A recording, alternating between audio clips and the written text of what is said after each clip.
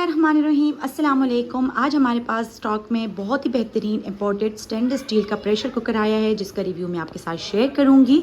इसकी कैपेसिटी आपको यहाँ पर नज़र आ रही होगी। ये 12 लीटर का स्टेनलेस स्टील का प्रेशर कुकर है और इसका जो गेज है वो आप देख सकते हैं 304 इस पर लिखा हुआ है। बहुत ही बेहतरीन गेज में ये बना हुआ है।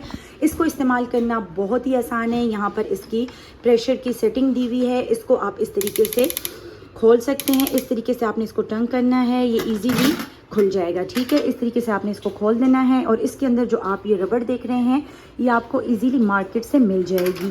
फिर आपने इसको इजीली इस तरीके से बंद भी कर लेना है। इस तरीके से रख के आपने इसको टर्न करना है तो ये बंद हो जाएगा। ठीक है, इसको हमने एक बार फिर से खोल देंगे।